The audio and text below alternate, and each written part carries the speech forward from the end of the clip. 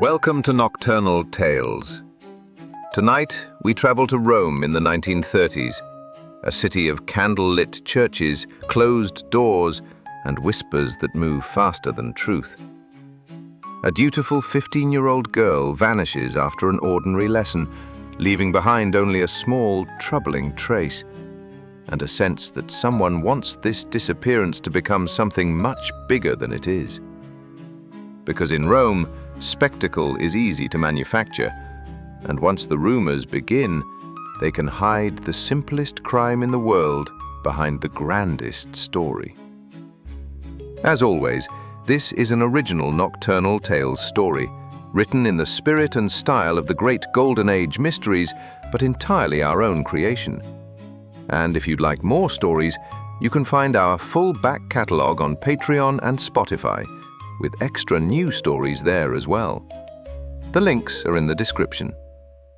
Now then, listen closely, keep your conclusions in check, and do not trust the obvious too soon. Let us begin. Chapter 1. The Girl from the Vatican. There are certain places in the world where secrecy does not merely exist, but seems part of the architecture. It lies in the thick walls, in the guarded gates, in the long corridors where soft-footed men pass with papers under their arms and expressions that reveal nothing. One feels at once that things are known there, important things, dangerous things, but known only to the proper persons and in the proper order. It was in such a place that Hercule Poirot found himself one hot June afternoon, when we were summoned to the smallest state in Europe, and, as it seemed to me, to one of the most delicate affairs of his career. I ought perhaps to explain that Poirot had not gone to Rome on business, at least not at first.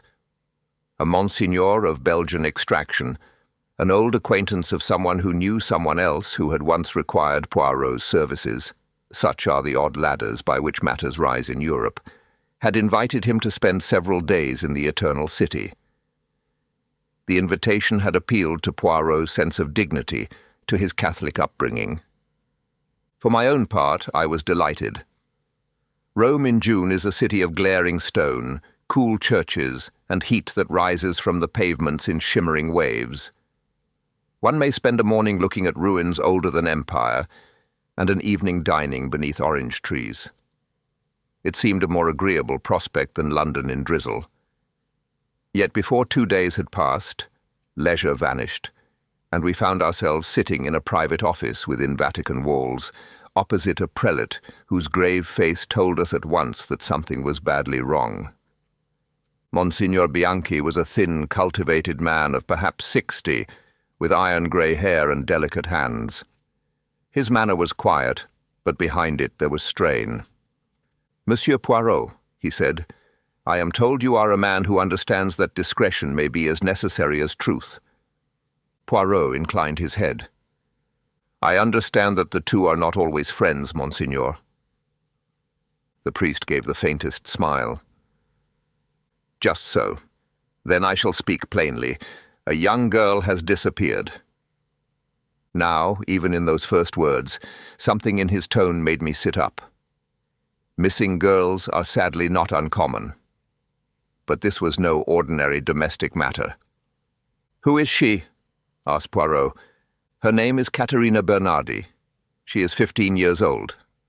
Her father is employed within the Vatican administration, modest clerical work, nothing political, nothing important in itself.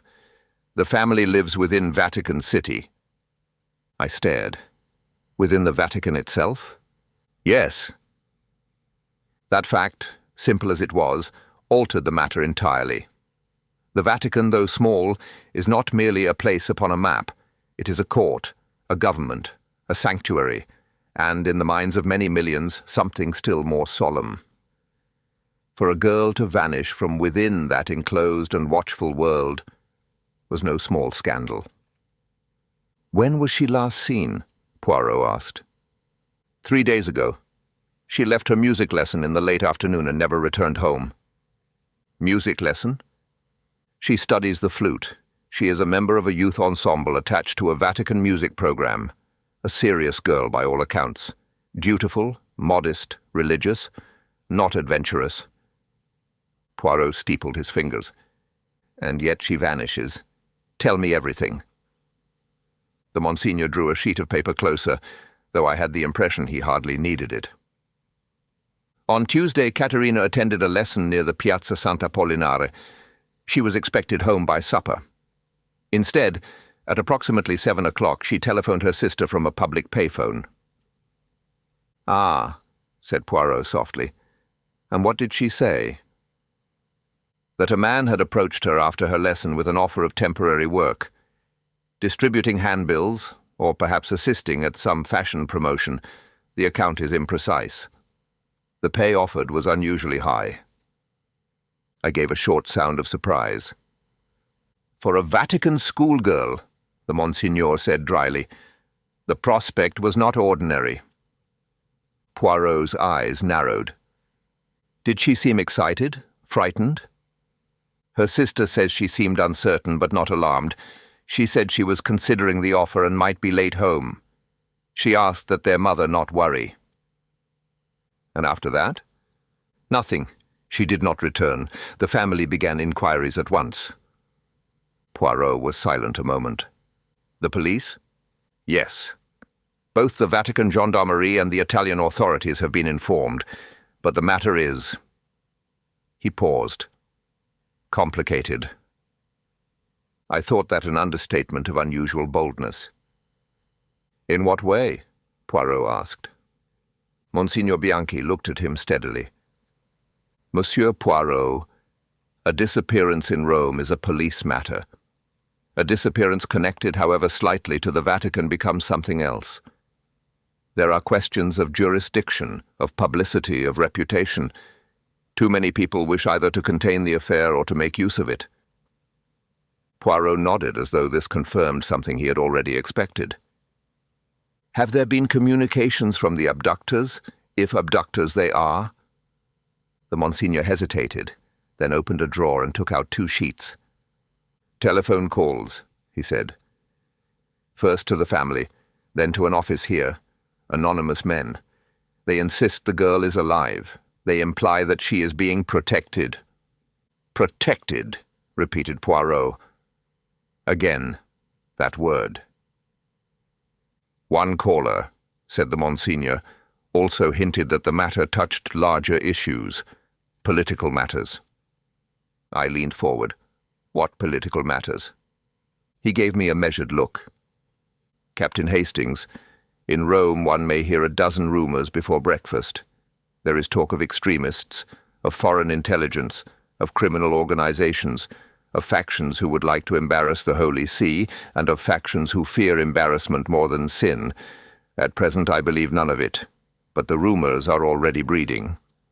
Poirot asked, "And what does the family believe?"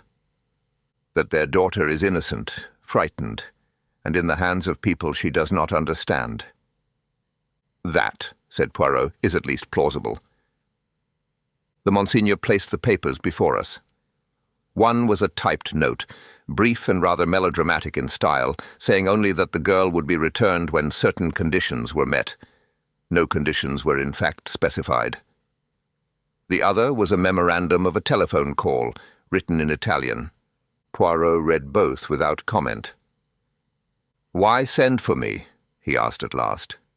"There are many police, many officials, many priests. Why Hercule Poirot?" Monsignor Bianchi folded his hands. "Because the police must think of criminal procedure. Officials must think of consequences. Clerics must think of scandal. You, I am told, think first of people." Poirot looked faintly pleased, though he disguised it with modesty. "And also," the Monsignor added, "because you are outside the machinery. You are neither Italian nor Vatican. You owe allegiance to no faction here." "Except to the truth." "Yes, though I warn you, in Rome, truth often arrives late and badly dressed." That remark amused Poirot very much. He turned to me. "You hear, Hastings? At last a city that speaks in epigrams." Then he grew serious again. "This girl, Caterina, tell me of her family." The Monsignor did so.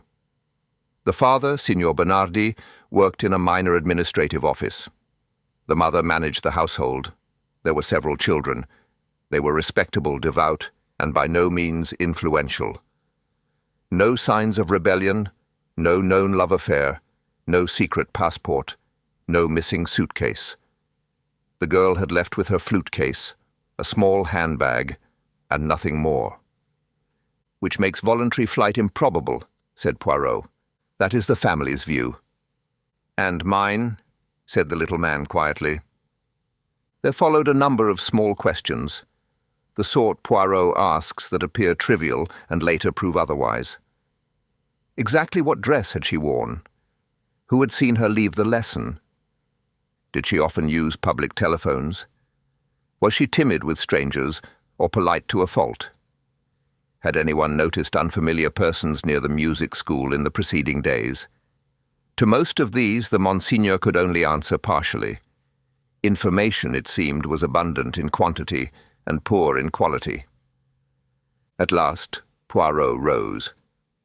"I will speak with the family, then with the music teacher. Then I will see the place where the child was last certainly known to be herself." Monsignor Bianchi stood also. "You understand," he said, "that this must be handled with care." Poirot gave him a look of mild reproach. "Monsignor, you speak to a man who has spent half his life handling human folly as though it were Venetian glass." When we had left the office and were walking through one of those cool stone passages that smell faintly of wax, paper, and old incense, I said, "Well, this promises to be a queer business." Poirot did not answer at once. He had that expression I knew well. The neat little machine in his head was already turning. "My friend," he said at last, "it is already queerer than they know." "In what way?" He tapped one finger against the side of his hat. "A poor girl disappears.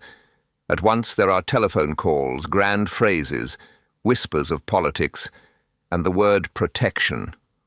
All that comes very quickly, too quickly. Someone is trying to write the story before the facts are known." "You think the politics are false, then?" "I think nothing yet, but I observe this. When a simple crime begins at once to wear the costume of a great affair of state, it may be because the crime is truly great, or because someone wishes us to stop looking at its simpler, uglier face." "And where do we begin?" Poirot glanced toward the sunlit court ahead.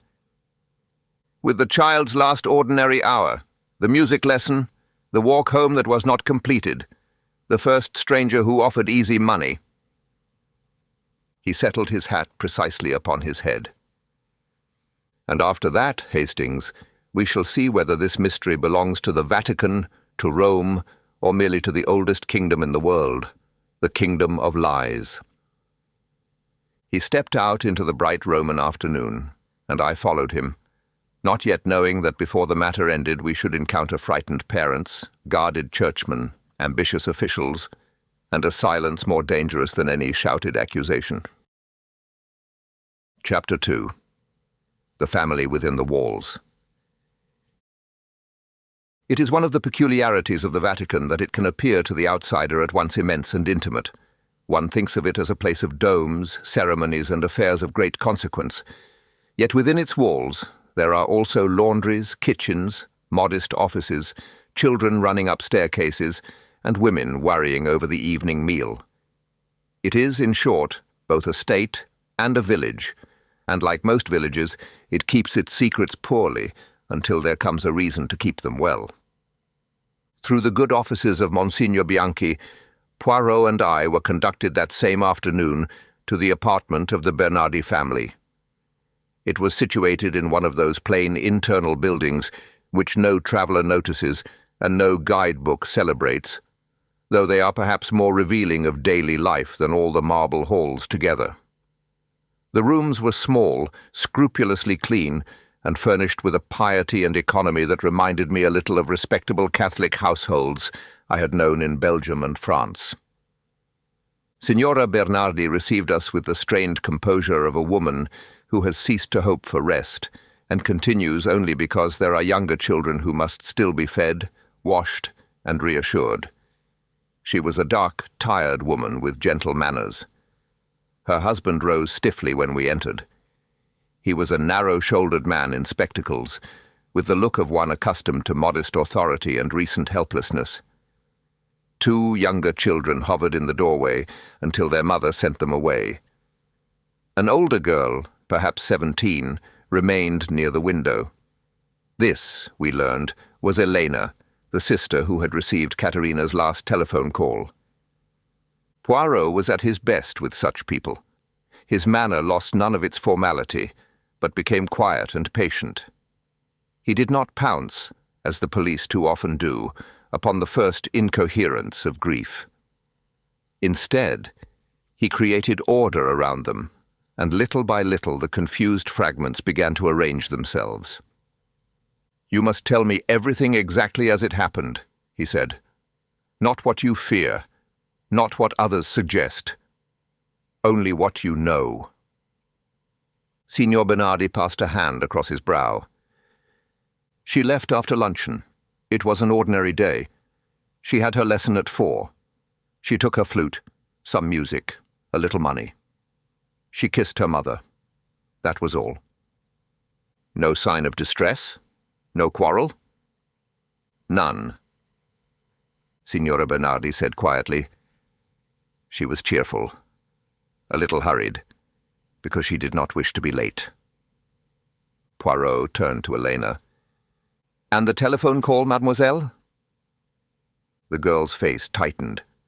She was doing her best to appear composed, but I saw that she was near tears.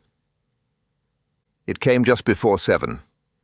I answered because my mother was with the little ones. It was Caterina. I knew her voice at once." "Was she alone?" I do not know. There was noise behind her. Traffic, perhaps. Voices." "What did she say?" Elena repeated it carefully, much as another girl might recite a lesson learned by heart through painful repetition. "She said not to be frightened if she was late. A man had spoken to her after the lesson. He offered work, handing out notices for a fashion show or a cosmetics promotion, I am not sure. She said the pay was very high for only a few hours. And her tone? At first normal, almost amused. But she hesitated. Yes? It seemed to me, only for a moment, that she was choosing her words, as though someone were listening. Poirot's eyes flickered. "Did she ask for your father, your mother?" "No, she said only, 'Tell Mamma not to worry. I shall explain when I come home.' Then she rang off." Signor Bernardi made a small, anguished gesture. "She never lied to her mother, never. If she said she would explain, it meant she believed she was coming home." "Or wished you to believe so," said Poirot gently. The poor man stared at him. "You think she was forced?" "I think it possible she was not speaking with full freedom." A silence followed. The mother's hands tightened upon her rosary. Poirot asked next for a description of Caterina. They produced a photograph, slightly blurred, of a dark-haired girl with large, serious eyes and an expression at once shy and attentive. She was not what the romantic novelists call beautiful, but there was freshness, innocence, and intelligence in the face. One saw at once why a family would say, "This child does not simply vanish." "She was obedient?" Poirot asked. Signora Bernardi gave a faint, sad smile. "She was 15, monsieur. So not always, but she was good." "She had no sweetheart?" Both parents answered at once. "No." Poirot accepted the reply without argument, though I fancy he trusted no parent entirely upon that point. "Friends?" "Elena knew them better," said the mother. The sister named 3 girls from the music program and 1 cousin. No boy seemed to figure among their common excursions. Caterina, it appeared, went chiefly between home lessons, church functions, and the occasional family visit. Her world was not large. "And money?" asked Poirot. Had she lately wanted more than usual? Spoken of needing something? "No," said the father, though, like any girl she noticed, dresses, records, foolish little things. The mother added quietly, "She never pressed. She knew what we could afford." Poirot nodded. "Which makes the promise of easy money more potent, not less." He then asked to see her room. We were shown into a narrow little chamber shared with Eleanor. There were 2 neat beds, a crucifix, a shelf of schoolbooks and devotional works, a small vase of now faded flowers, and a cheap print of St. Cecilia above the washstand. Caterina's things had been left untouched, except by necessity. Her hat hung on a peg. A cardigan was folded over the chair. On the table lay music exercises in a careful hand. Poirot looked at everything. He has a way of making such an examination appear almost casual, but I knew better. Nothing escaped him. The order of drawers, the absence of cosmetics beyond the most modest sort, the mended gloves, the library book due back the following Tuesday. He lifted a notebook. She wrote music. Eleanor from the doorway answered, "Exercises mostly, and addresses. May I—" She came forward and turned several pages. There. A name and telephone number had been written near the back, in Caterina's hand, then partly scratched over. Poirot showed it to me. The name seemed to read, Signora a Volpi, or possibly Volpe. The telephone exchange was Roman. "Do you know it?" Poirot asked. Neither sister nor parents did. "And the scratching out, when was that done?" No one could say. Poirot placed the notebook carefully aside. "Did the police take note of this?" "We showed them everything," said Signor Bernardi wearily. "They wrote things down. Then others came and asked the same questions again." "That," said Poirot, "is the administrative way of proving activity." Back in the sitting room, he returned to the matter of the communications received since the disappearance. The anonymous calls. To whom exactly were they made? "One to my office," said Bernardi, "yesterday morning." "By a man?" "Yes, middle-aged, perhaps, or pretending to be. He said, 'Your daughter is safe. Do not create trouble, she is under protection.' Then when I demanded to speak to her, he laughed, not loudly, coldly, and ended the call. And you told this to the authorities?" "At once." The second communication.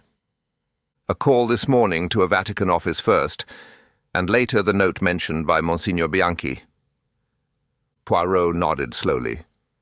"So, the family is addressed. Then the institution is addressed. Interesting."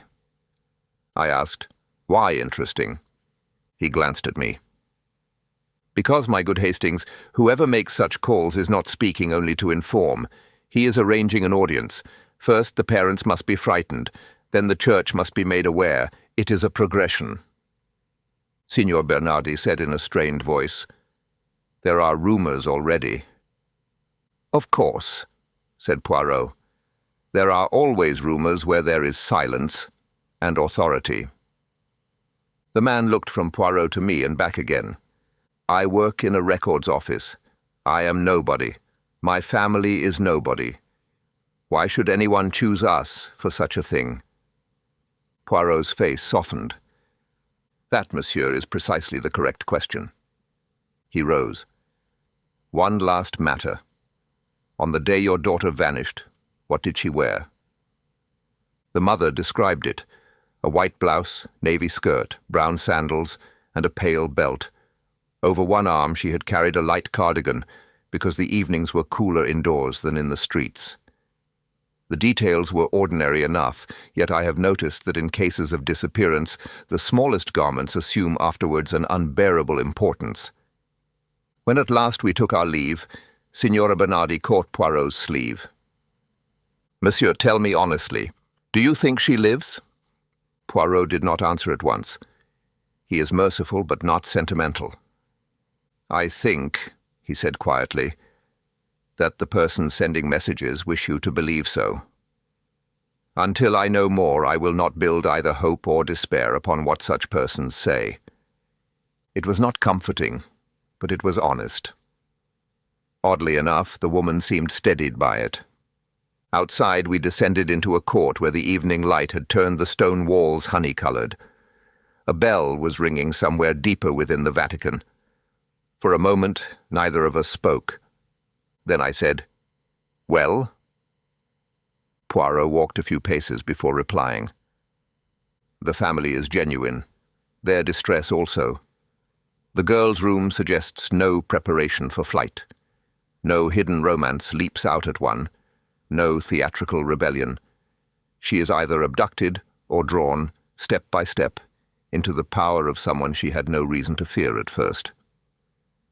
"And the name in the notebook?" "Yes. That may be useful, or meant to be useful.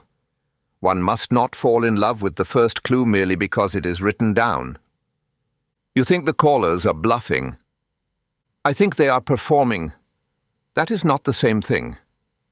He stopped beneath an archway and looked back toward the Bernardi windows. "The essential question, Hastings, is this. Why this girl? If the purpose is money, the family has none. If it is politics, the family matters too little. If it is scandal, then scandal for whom? Until we answer that, we know nothing." "And our next step?" "The music teacher. Then the route from the lesson to the payphone. The last walk of Mademoiselle Caterina must be reconstructed minute by minute." He adjusted his cuffs with great care, and somewhere upon that walk, I suspect, the affair ceased to belong to a schoolgirl, and began to belong to people much older, colder, and more practiced in lies.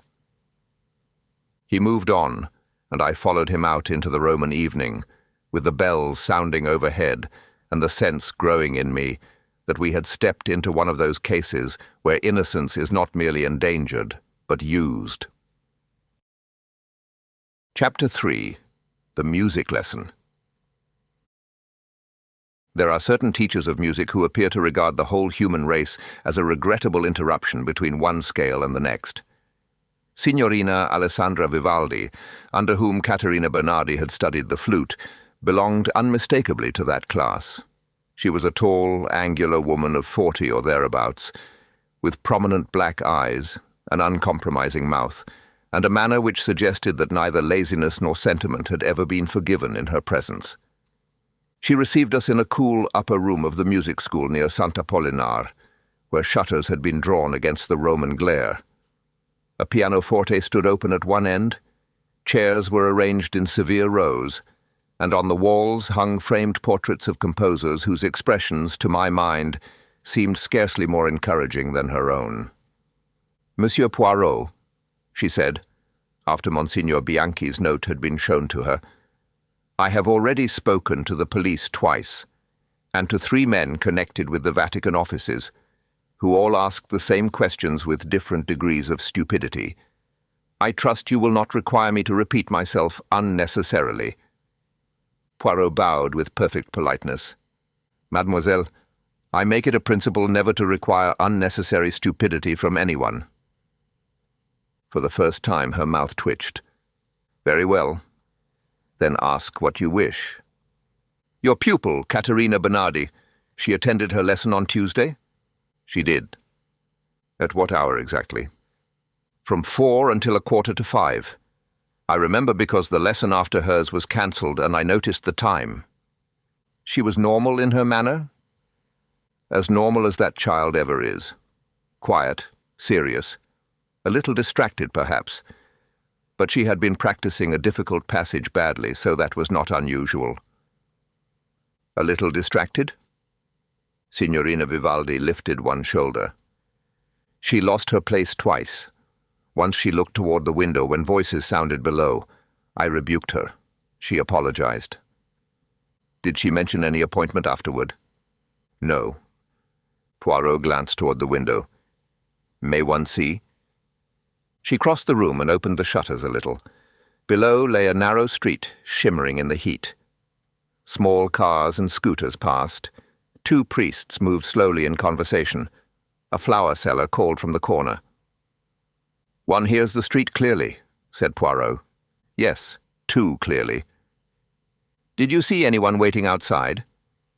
No, but I was not watching for abductors like a character in a penny romance. Of course not. Still, did anything at all strike you as unusual? She considered. Only this. When the lesson ended, Caterina did not go at once. She remained perhaps half a minute arranging her music, more slowly than usual. Then she asked whether I knew of any opportunity for girls to earn money by assisting at concerts or events. Poirot's eyes sharpened. Ah. I said no, and that if she wished to earn money, she should first learn to count properly in 6/8 time. You are severe, mademoiselle. I am a teacher. Quite so. And how did she respond? She coloured. Then she said it was nothing, only something she had heard mentioned. After that she left. By the front door? Yes. And you did not see her again? No. Poirot was silent a moment. This question of money, did it surprise you? Yes and no. She came from a modest household. She was not greedy, but she had the innocent vanity of a girl beginning to notice that some things cost more than prayer books. Still, she was not the sort to run after strangers. That much I will say. Was she admired? Asked Poirot. The signorina frowned. Admired? By young men, older men, priests, patrons, any person who might take an interest not purely musical. She looked at him sharply. You ask bluntly. I prefer it. Then bluntly, not to my knowledge. She was pretty in a fresh way, yes. Serious girls are sometimes more noticed than they realize. But she was not flirtatious, nor socially ambitious. If anything, she was too trusting where older people were concerned. That, murmured Poirot, may be the most useful thing you have said. I had been examining a stand of sheet music by the window, but now turned back. Too trusting in what sense? The teacher fixed me with a look which suggested that military men ask obvious questions because they are bored by subtlety. In the sense, Captain Hastings, that girls brought up to respect authority often fail to distinguish between kindness and influence. If an older person speaks with confidence, uses the right tone, appears connected to church or culture or employment, they obey before they reflect. Poirot gave a little nod.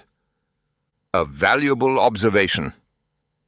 We were shown then the attendance book, which confirmed Caterina's presence, and a narrow corridor down which she must have gone after the lesson. No side exit existed. She had left by the front of the building and into the street. Outside, the Roman afternoon had taken on that blinding white brightness which seems to flatten shadows and exaggerate distances.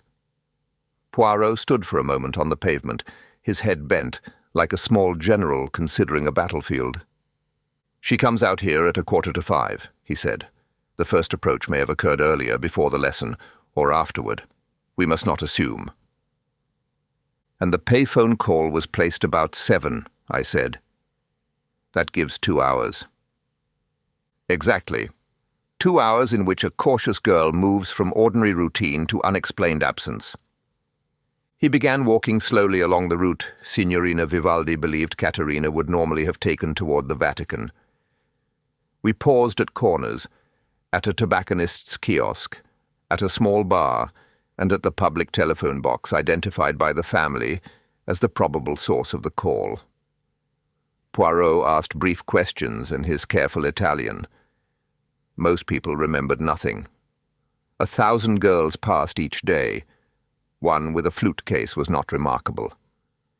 At the little bar beside the phone kiosk, however, fortune gave us something. The proprietor was a stout man with a magnificent moustache and a face glazed by heat. At first, he merely shrugged like the rest. Then Poirot, who can sometimes produce interest from the unwilling by making them feel intelligent, asked whether he had noticed anyone out of place that day. Not the girl, but the adults near her. The man wiped his hands on a cloth and thought. There was a girl, yes. Dark hair. With a case. She used the phone. He squinted. Tuesday, perhaps. It has been spoken of so much that memory becomes confused. Take your time, said Poirot. She was not alone, I think, or rather not exactly accompanied. There was a woman near the newspaper stand. Well-dressed, not old. 35, maybe. Fair hair under sunglasses. She did not stand beside the girl, but she watched the street too carefully. Poirot said at once, Italian? The man shrugged. Maybe Roman, maybe not. She had style. He glanced at me as if that should explain all national difficulties. Not like a mother, more like a lady who expects things done. And the girl? Nervous. She looked once toward the woman before going into the booth. That made the thing suddenly colder. Did they speak? Poirot asked. Not that I saw. After the girl came out, they walked away in the same direction, but with space between them. Toward where? He pointed. Toward the Corso Vittorio. Poirot thanked him and led me off before I could ask more useless questions. Well, I exclaimed, that settles it. She was under supervision. Perhaps. What else can it mean?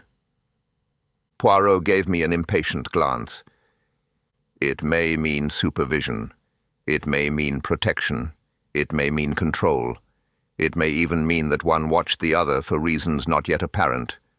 Precision, Hastings. We walked on a little farther in silence. Presently he stopped before a fashionable shop window full of handbags, which, under different circumstances, I fancy he would have dismissed as vulgar. The detail of the woman interests me greatly, he said. Because she was elegant?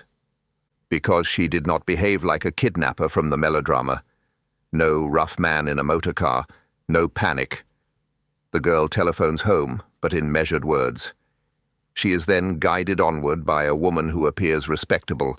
That suggests an operation designed not to alarm too soon. Allure. Yes, and one suited particularly to a young girl of good family, modest means, and obedient habits. You think the woman made the offer of work? Either she or another on her behalf.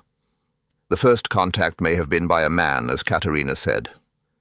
But the transition, from suspicion to compliance, was likely made easier by a woman. Women are used, Hastings, whenever innocence must be persuaded rather than seized. It was an ugly thought, and the Roman sunlight did nothing to improve it. As we turned back toward the Vatican, Poirot was very thoughtful. At present, he said, we have 3 notable facts. First, Caterina asked about earning money before she disappeared, which means the idea had already been planted. Second, at the telephone kiosk, she was not free in spirit, even if not yet free in body. Third, there is at least one well-dressed woman in the affair. And the scratched-out name in the notebook? He nodded.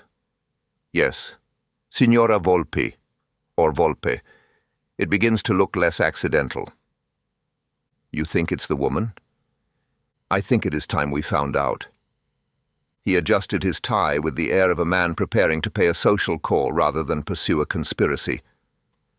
And since this is Rome, my friend, I should not be in the least surprised if our elegant unknown lady proves to have friends in places where doors open softly and answers come reluctantly.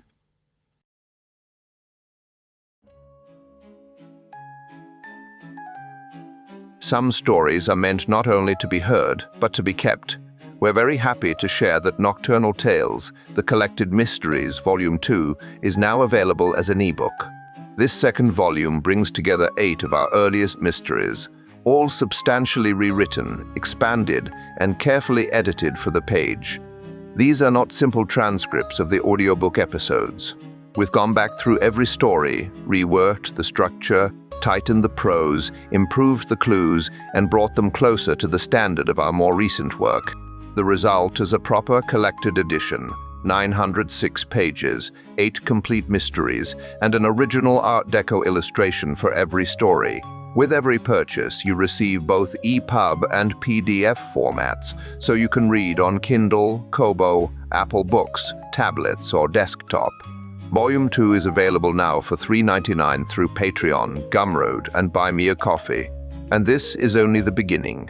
We have more than 150 stories in the Nocturnal Tales catalog, and our plan is to keep preserving them in collected ebook editions. So, if you'd like to support our work and build your own Nocturnal Tales library, Volume 2 is ready now. Thank you, as always, for listening, reading, and supporting the stories.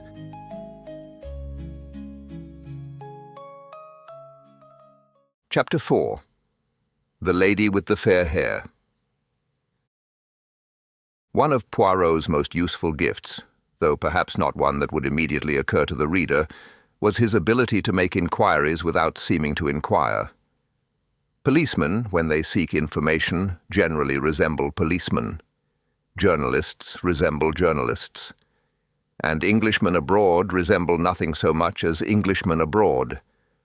Poirot, on the other hand, could become exactly what a situation required. A fussy foreign gentleman, a devout Catholic, a former official, a man with social connections, a man with no importance at all. It was a talent I envied without ever hoping to imitate. Our first business was the name found in Caterina's notebook, A. Volpi, or Volpe. In Rome, as elsewhere, such a clue might mean everything or nothing. There are a great many Foxes in Italy, at least by surname. Yet the combination of that half-erased name with the account of the well-dressed woman near the telephone booth was too suggestive to ignore. Through Monsignor Bianchi, and by channels never wholly explained to me, Poirot obtained by the following morning a modest list of women in Roman society and charitable circles, bearing either name and moving, however distantly, within the orbit of church events, youth programs, or public cultural functions.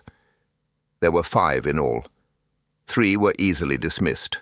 1 was 70, 1 bedridden, and 1 so universally unpopular that no child would have approached her voluntarily unless driven by hunger or madness. That left 2. The first, Signora Adriana Volpe, was the widow of a lawyer and devoted much of her time to respectable Catholic charities. The second, Contessa Alessandra Volpi, was younger, elegant, and, according to the cautious language of the memorandum placed before Poirot, socially active in musical, artistic, and philanthropic circles, known to assist with receptions and youth patronage events. "Philanthropic circles," said Poirot, tapping the paper. "That is often where vanity goes to wear a halo." By noon, we were driving through a warm Roman district of tall, cream-colored buildings and shaded courtyards to pay a call upon the Contessa. She occupied an apartment whose facade was discreetly grand, in the manner favored by persons who wish to appear cultivated rather than ostentatious, and frequently fail at both.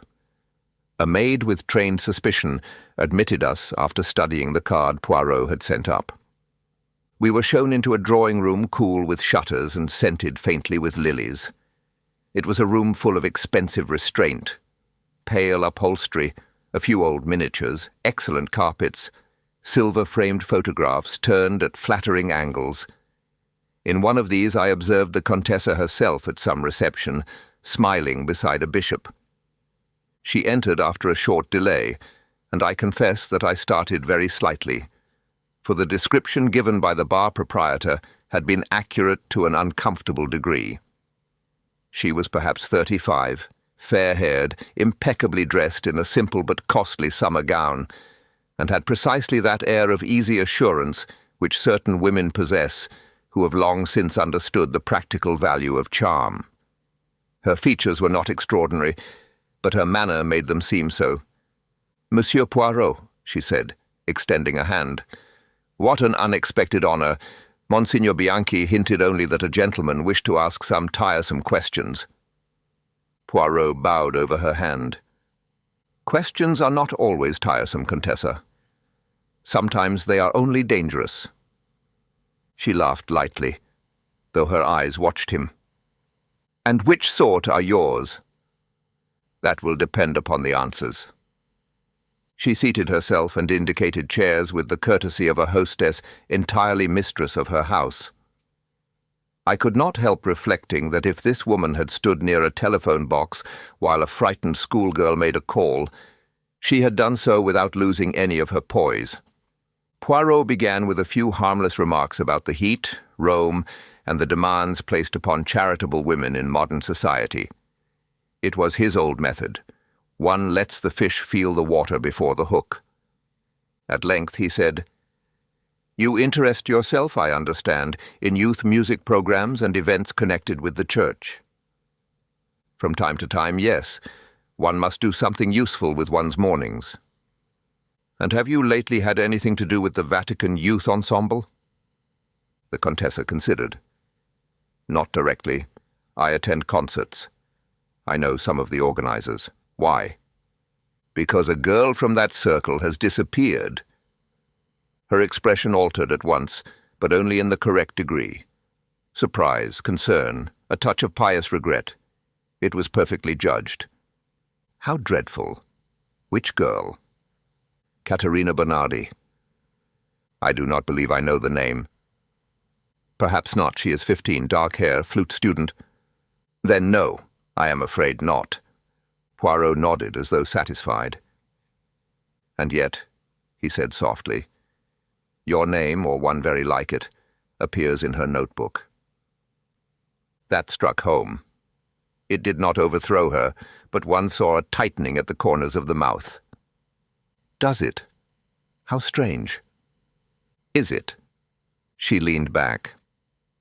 "Monsieur Poirot, Rome is full of girls who copy down names from programs, notices, gossip, imagined opportunities. I have occasionally helped arrange patronage for musical scholarships or temporary hostessing work at receptions. Some ambitious mother may have spoken of me. Some child may have written it down." "Without ever meeting you?" "Why not?" Poirot smiled faintly. "Indeed, why not?" I could have shaken him. At moments like these, his politeness becomes almost unbearable, for one feels he is allowing a suspect to move pieces upon the board purely to study the style of the hand. "Did you, on Tuesday last," he continued, "happen to be near the Piazza Sant'Apollinare around 7 in the evening?" "Certainly not. I dined with friends." "Whom?" Her brows rose. "You are really very direct, monsieur." "I pride myself upon it." She gave a small shrug. "The Marchesi Lurani. There were 8 of us." Poirot accepted this without comment. "And you know nothing of any offer made to a Vatican girl concerning paid promotional work? Fashion, cosmetics, handbills, that sort of thing?"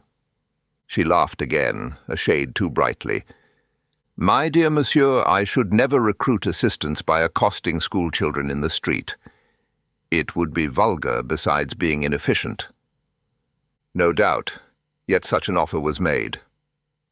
"Then not by me." There was a pause. Poirot glanced at the photographs on a nearby table.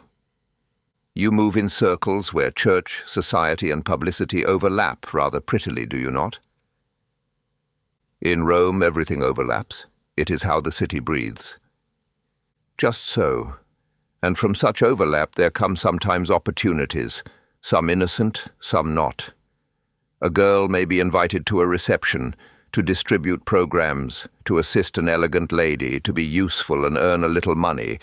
For a family of modest means, the proposition may seem flattering." The Contessa's face had become still. "Are you accusing me of something?" "I am observing possibilities." Then I dislike your possibilities. Poirot inclined his head.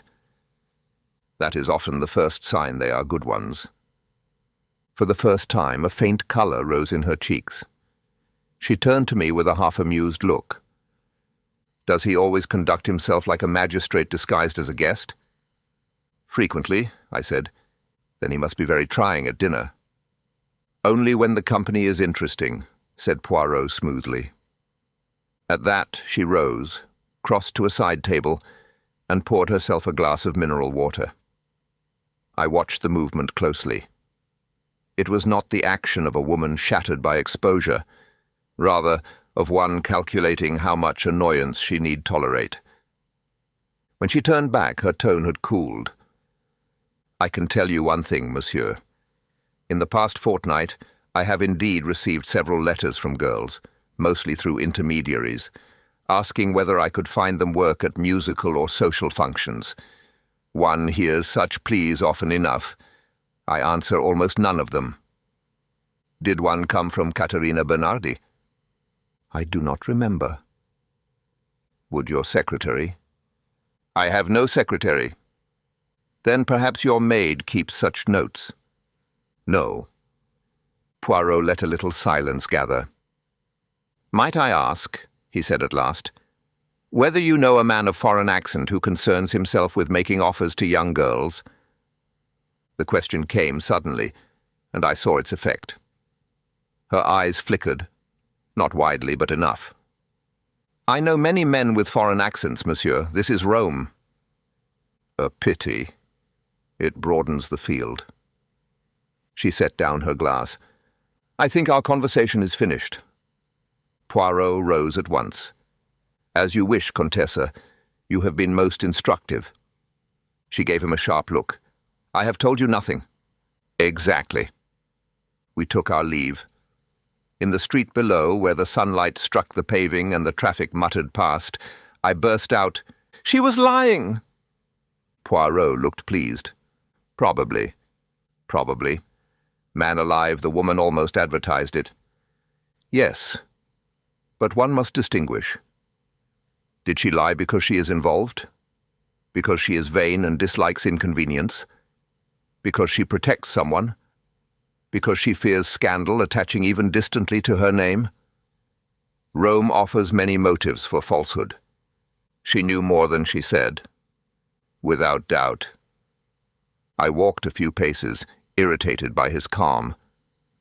Why did you let her go so easily? What did you wish? That I should shake her by the shoulders until she confessed to being an empress of vice? No. Women like the Contessa do not break at the first pressure. They retreat behind dignity. One must give them time to choose the wrong protection. He paused beneath the shade of a plane tree. But I observed several useful things. Such as? First, the name in the notebook touched her unexpectedly. Second, the mention of the street and hour produced not indignation, but caution. Third, when I spoke of the man with the foreign accent, she betrayed recognition. Not of the exact man, perhaps, but of the type. You think she is part of a network? Poirot spread his hands. I think she is adjacent to one. She may recruit, introduce, recommend, or merely look away, but she is not innocent in the simple sense. And what now? Now, said Poirot, we look for the gentleman with the accent. Also for the dinner party of 8, which may or may not have existed outside the Contessa's imagination. He glanced back up at the shuttered windows. And I should like very much to know whether Alessandra Volpi is acting for herself, for money, for favour, or because she has placed her hand, quite foolishly, into a machine she no longer controls. That afternoon, through Monsignor Bianchi, we made discreet inquiries into the Marchesi Lurani. They had indeed dined the previous Tuesday. The Contessa had not been among their guests. When Poirot received this information, he merely nodded. A bad sign, I said. A useful one, he corrected. Because? Because now we know she lies not from vanity alone, but from necessity. He folded the memorandum and slipped it into his pocket. And when necessity begins, Hastings, danger is seldom far behind.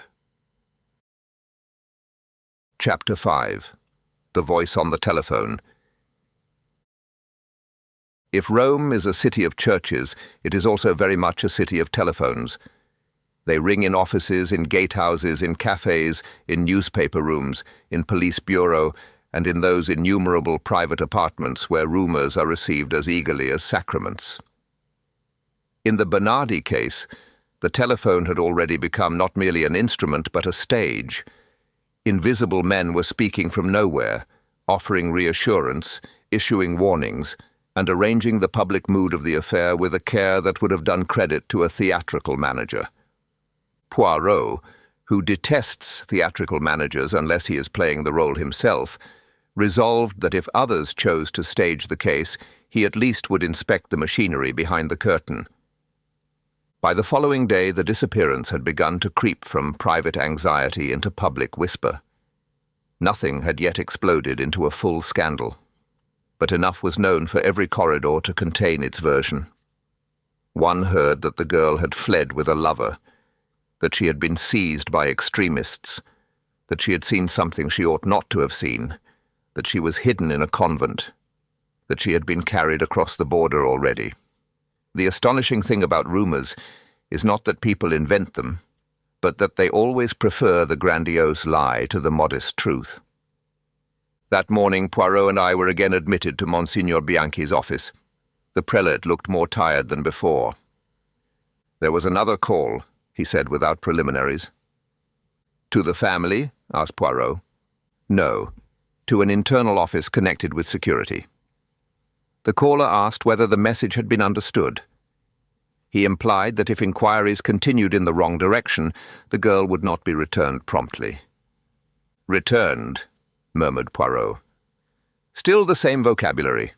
They wish to sound custodial rather than criminal." The Monsignor pushed across a written note of the call. "Different voice?" Poirot asked. "Possibly. The official who received it says the man sounded younger, rougher, but one cannot be certain over a line." Poirot read the memorandum carefully. "What is it?" I asked. "He says, the girl is being kept safely until serious matters are resolved. Serious matters. Another grand phrase with no content. These people speak as those do who wish to be thought important." Monsignor Bianchi said quietly, "You do not believe the political angle?" "I do not yet believe anything except that someone is managing appearances." "And the contessa?" Poirot told him briefly of our visit and of the false alibi. The Monsignor's mouth tightened. "That is troublesome." "Yes, particularly because she is not the kind of woman to lie for amusement in such a matter. She is protecting either herself or someone who stands too near her." At that moment there was a knock, and a younger priest entered, carrying another slip of paper. Bianchi read it and passed it to Poirot. "A journalist has called at the outer office," he said. "He says that a source in Rome claims the girl's disappearance is linked to a demand involving a political prisoner." I stared. Good Lord. Monsignor Bianchi spread his hands in weary disgust. "You see how it multiplies." Poirot looked from the paper to the priest, then back again. "And the journalist's source?" "Anonymous." "Of course." He handed the slip back. "This is useful." "Useful?" I repeated. Poirot nodded. "Very. The story is widening too quickly and too neatly. That suggests not random gossip, but feeding." He turned to Bianchi. "I should like the family watched, not by uniformed men, not by fools, but by someone who can observe who approaches them, who telephones, who waits near the apartment, who pretends sympathy. Also, I wish to hear one of these calls if possible." The Monsignor hesitated. "That may be arranged, if another comes." "Good. And now, Hastings, we go to the father's office." Signor Bernardi's office was one of those humble departments where papers multiply quietly for centuries and men vanish into obscurity while preserving institutions grander than themselves. He occupied a narrow room off a larger record section where 3 clerks bent over ledgers under the slow movement of ceiling fans. Everything smelled of dust, leather bindings, and resignation. Bernardi rose nervously when we entered. "Monsieur Poirot, has there been news?" "Not good news, not bad news. Something between, which is usually the more dangerous. I wish to know about the first telephone call." The father described it again, but Poirot was not interested merely in the words. He wanted the timing, the exact tone, the pauses, the quality of the line, whether the caller sounded as if reading, whether he seemed educated, whether he knew the father's name without prompting, whether he used the familiar or formal mode of address. Such questions, though tedious, are often the hinge of a case. At last, Poirot asked, "Could this man have been Italian pretending not to be, or foreign pretending to be Italian?" Bernardi blinked. I suppose either is possible." "You noticed no regional accent?" "No. Only that his Italian was smooth. Too smooth, perhaps, like a man speaking carefully." Poirot nodded.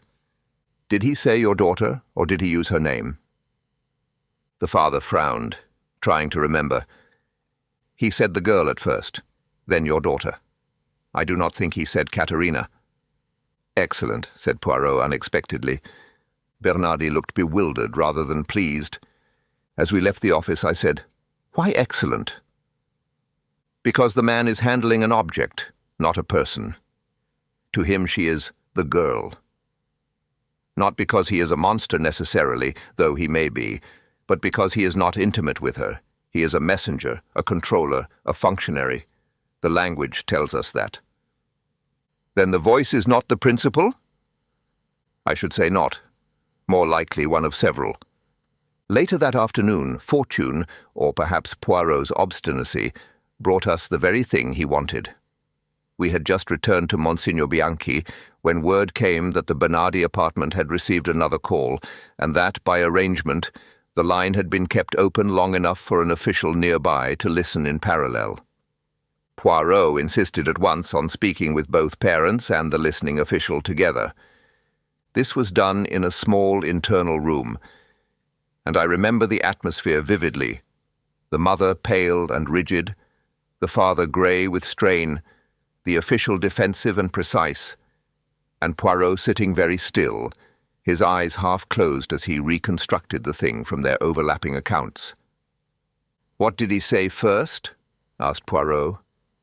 The mother answered, "Do not cry in public. It makes matters worse." The phrase was so odd that it produced a silence. "You are sure?" asked Poirot. "Yes." "And then?" "That Caterina was safe, that people of importance were involved, that if there was patience, all might yet be arranged." "Arranged!" I exclaimed. Poirot held up a hand. "To whom was he chiefly speaking? The mother or the father?" "The mother," said Bernardi, "at first." "Interesting. And the voice?" The official said, "Male. Middle-aged, perhaps. Controlled. Not rough. He may have covered the mouthpiece once or twice. There was traffic noise in the background. Also a bell." "A church bell?" "Possibly. Or a tram." Poirot leaned back. "And what happened when Signor Bernardi demanded proof?" The father answered bitterly. "He said, 'Proof belongs to courts. This is not a court matter.'" At that, Poirot's eyes opened fully. "Ah. What is it now?" I said. "He is educated," said Poirot softly. "Or coached by someone educated. That is not street language." The mother whispered, "Can you find him?" Poirot looked at her with grave kindness. "I think, madame, that he wishes very much to be found in the wrong way." When we were alone again, I confessed I was more baffled than ever. "There are too many layers to it," I said. "A woman recruiter, anonymous callers, society connections, now journalists being fed political nonsense. It begins to look enormous." Poirot shook his head. "No, Hastings. It begins to look organized. That is not reassuring. It is more reassuring than enormity. Enormity is chaos. Organization means purpose, and purpose can be traced." He stood by the window, looking out across a narrow Vatican court, where two priests crossed in the late sun. "The callers tell us several things. They are separate from the girl herself. They are probably separate even from the initial luring. They speak in formulas, protection, serious matters, arrangements. Such men are not originators, they are transmitters." "For whom?" Poirot turned. "For the person who understood before anyone else that this disappearance could be made useful." "To whom?" He gave me one of his quick, sharp glances. "That, my friend, is the question that separates a vulgar abduction from a beautiful scandal." I groaned. "You choose an infernal moment to admire beauty." "Do not be foolish. I admire structure." He took out the memorandum concerning Contessa Volpi's false dinner alibi and laid it beside the notes of the calls. The woman lies. The caller's posture. The newspapers begin to receive political suggestions. Someone is building a staircase from a schoolgirl to an affair of state. And why? Poirot gave a little sigh. Because once everyone climbs the staircase, no one looks at what was left on the ground floor. That remark, like many of his, seemed at once illuminating and maddeningly incomplete. Yet as evening came down over Rome and the bells began to ring again across the city, I felt with growing certainty that he had at last put his finger upon the central wickedness, not yet the truth itself, but the method by which truth was being buried. "And tomorrow?" I asked. "Tomorrow," said Poirot, "I pay another visit to the Contessa. This time I shall not inquire whether she lies. I shall inquire for whom." He settled his cuffs with that meticulous air which in him always signified approaching combat. "And unless I am much mistaken, Hastings, we are now very near the point at which one frightened woman may prefer confession to loyalty." Chapter 6. The Staircase and the Ground Floor. I have observed before that when Poirot becomes very polite, somebody is usually in danger. On the morning after the latest telephone call, he was politeness itself. He dressed with unusual care, selected a light grey tie of almost ecclesiastical propriety, and informed me over coffee that we were once more to visit Contessa Alessandra Volpi. "You think she will talk now?" I asked. "She will do one of three things," said Poirot. "She will deny, she will lie better, or she will perceive that the persons she protects do not intend to protect her. That is often the fruitful moment. And if she chooses the second, then I shall assist her toward the third." Such was his cheerful expression of moral pressure. We found the Contessa at home. She received us less graciously than on our first call, though she was still perfectly composed. I noticed at once, however, that she looked more tired. She had slept, perhaps, but not well. Her maid's manner, too, was altered. Servants are weather vanes for approaching trouble. Contessa Volpi remained standing. "Monsieur Poirot, I thought I had made myself clear yesterday." "So you did," said Poirot. "You made clear that truth would not come voluntarily." A faint colour rose in her cheeks. "I have nothing further to say." "On the contrary. You have several useful things to say, and today I shall help you discover them." She gave a short, incredulous laugh. "You are intolerable." "Yes," said Poirot, "but often effective." He sat down without invitation and looked up at her with that maddening, mild expression of his. I took a chair as well, though I fancy the Contessa would rather have seen me in the street. Poirot began without preamble. You lied about the dinner with the Marchesi Lurani. You knew the name Bernardi before I spoke it, though you pretended not to. You recognized at once the type of man who makes approaches to young girls under cover of respectable temporary work. Also, you are afraid. I am afraid only of scandal produced by irresponsible inquiries. No. You are afraid that a thing which began as an arrangement has become an affair. The Contessa folded her arms. I do not know what you mean. Poirot nodded. Then let us be plain. Caterina Bernardi was approached by persons connected, however loosely, with a circle in which you moved. She was offered harmless work, or work presented as harmless. A woman, probably known to the recruiters through you or through your acquaintances, took charge when the child hesitated. The child telephoned home under supervision. After that, matters went wrong. The Contessa's face had become very still indeed. You have no proof. No. Let us continue. Once the girl was missing, those responsible realized the danger. A Vatican child, a family living inside the walls, a beautiful opportunity for panic. Then someone quicker and colder than the rest, understood that the disappearance could be transformed. If political whispers began early enough, the original business would disappear behind them. The girl would cease to be a victim of ordinary corruption and become instead the center of a melodrama about great powers. Still, she said nothing. Poirot's voice softened. The question, Contessa, is not whether you planned such a thing. You did not. That is clear. The question is when you realized what had happened, and why you remained silent. For the first time her composure cracked. It was slight, but unmistakable. I remained silent, she said, because in Rome one learns that speaking too soon may destroy innocent people. Ah, said Poirot, there are the innocent people. At last.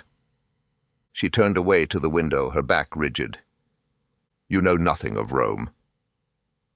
No, but I know fear, vanity, influence, and the commerce that passes between them in every capital. There was a long pause. Then she said, without turning, A woman did ask me, some weeks ago, whether I knew of girls from good Catholic families who might occasionally assist at receptions, boutique promotions, private musical evenings, little things. Presentable girls, well brought up, safe girls. Who was this woman? The Contessa hesitated. Signora Mirella Fabbri. She had helped organize charity events. Not one of my intimate friends, but known to me. And you supplied names? I mentioned possibilities. Schools, music groups, families who might be glad of a little money, that was all. All? Poirot's voice sharpened. A child vanishes, and that is all? She spun round.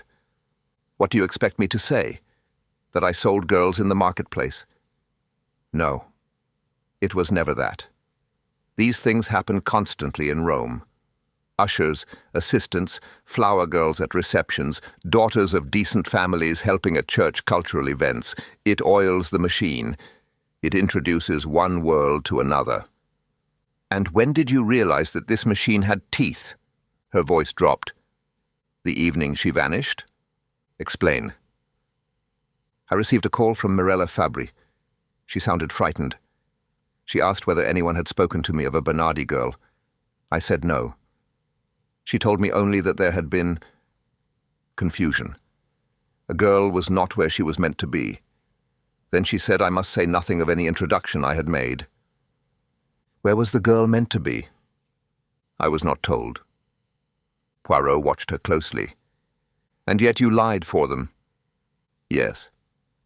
Why? Her laugh this time was bitter. Because I am not a saint, monsieur. Because my name already touches too many committees, too many patronages, too many church-hosted events. Because if it were said publicly that I connected respectable girls to the wrong sort of people, even by carelessness, I should be ruined. and because by the next morning it was already no longer a simple matter. How so? The rumours had begun. Not publicly yet, but among men who hear things early. It was said the girl might be useful, that if certain channels encouraged a political interpretation, very powerful people would prefer confusion to inquiry. And these powerful people were who? I do not know exactly. That is the truth. She pressed a hand to her temple. One hears names without hearing them. Men attached to offices, men near newspapers, men who serve one interest by day and another by night. Rome is full of such men, Poirot said. And Mirella Fabri? The Contessa closed her eyes briefly. She is dead. I started. Poirot did not. Dead when? 2 nights ago. An overdose, they say. Sleeping draughts. She was nervous, theatrical. It may even be true. But I do not believe it. That changed the air of the room altogether. And you told no one? To whom should I tell it? The police, the priests, the newspapers? Once the affair turned political, ordinary truth became a nuisance. I understood that much. Poirot rose. Give me her address. She did so. It was in Trastevere. And one more thing, said Poirot. The man behind the political whispers. The organizer, not the street callers. You know his name. She looked at him with sudden hatred. Not of him, I think, but of being cornered. No, she said. I know only his title. What title? She answered in a whisper. An advocate. A fixer. A man people use when something awkward must be made to look important. Poirot's eyes narrowed. A name. Carlo Severi. We left at once. Carlo Severi, as it turned out, was a journalist of the worst and most modern type. Not a man who reported events, but one who cultivated them. He had once written political columns, then drifted into that twilight world between newspapers, ministries, ecclesiastical gossip, and discreet private services where influence is traded like currency. Through Monsignor Bianchi, whose face darkened at the name, we learned enough in an hour to make the shape plain. Severi knew Mirella Fabri. Fabri had links with semi-respectable hostess agencies and cultural promotion work. Such enterprises in themselves need not be criminal, but they are precisely the sort through which the unscrupulous recruit the naive. Caterina Bernardi, young, modest, musically trained, from a Vatican family and in need of money, had been recommended as a reliable girl for a small private event. She had gone unwillingly at first, then more compliantly when reassured by a respectable-seeming woman. There, however, something had occurred which was never meant for her eyes. What exactly? Not espionage, as the newspapers later imagined. Nothing so grand. Merely a private gathering in a borrowed apartment where certain men, some attached to finances, some to influence, some to appetites, expected entertainment and discretion. Caterina, realizing too late the nature of the place, had refused to remain. There had been panic. She was coaxed, restrained, frightened. She telephoned home under instruction to buy time. Then she was moved elsewhere for the night until the situation could be repaired.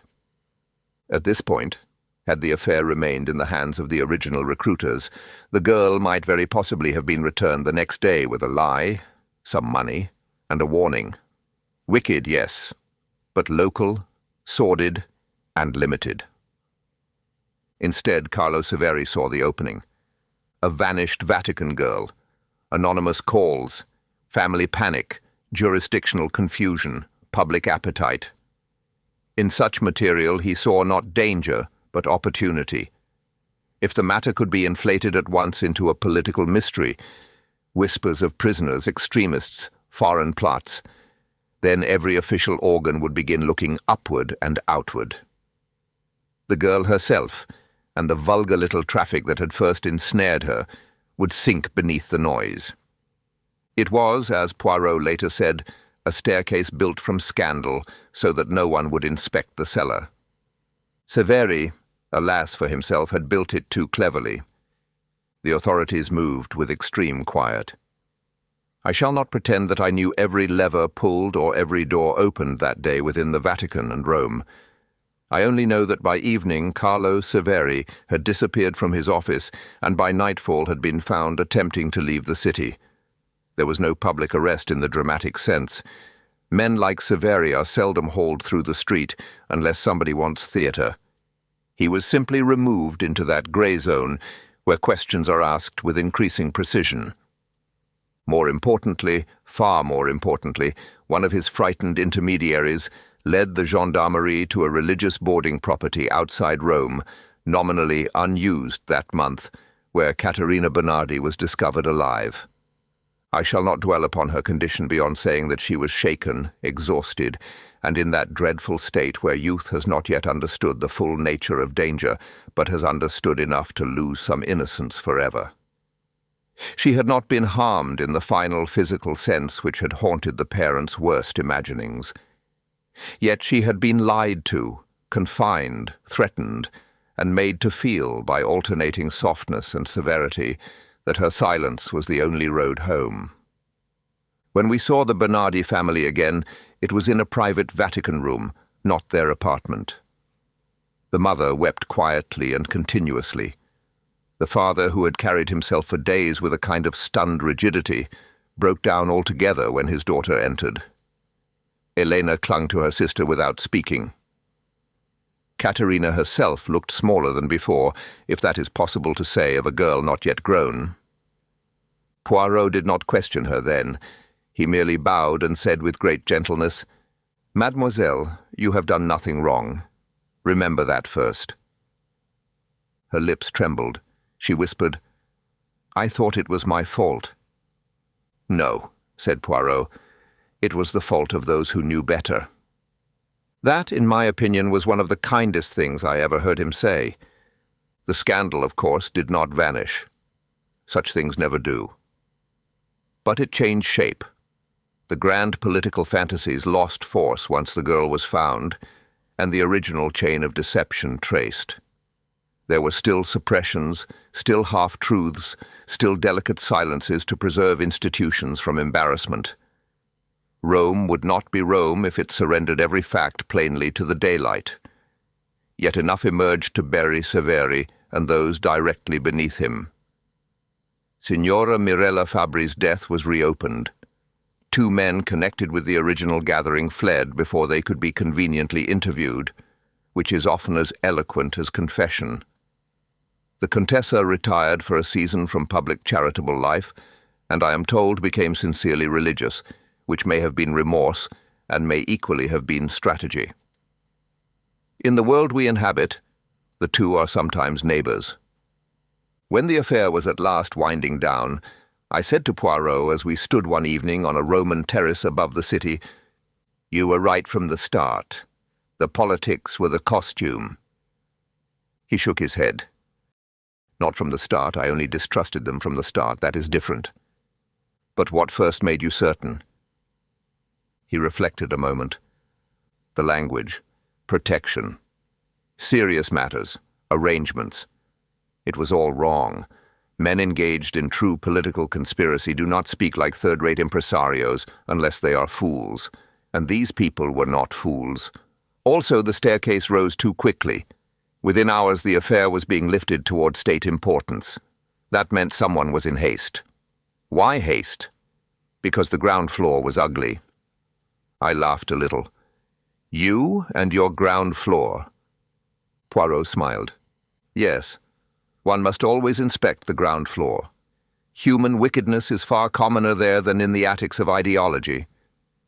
The poor child. At that, he became grave. "She will recover, but she will not be exactly as before. That is the real crime in such cases, Hastings. Not only danger, not only fear, but the theft of simplicity." The bells of Rome were sounding across the dusk, and below us the city stretched in gold and shadow, magnificent and compromised, pious and worldly, secretive and theatrical, very much itself. "It is a hard place," I said. "It is an old place," said Poirot. "Old places know too well how to hide disgrace by wrapping it in ceremony." He adjusted his cuffs, looked once toward the dome of St. Peter's rising against the darkening sky, and added, "But fortunately for the disgrace, my friend, it encountered Hercule Poirot before the wrapping was complete." And with that eminently characteristic conclusion, he turned in search of dinner.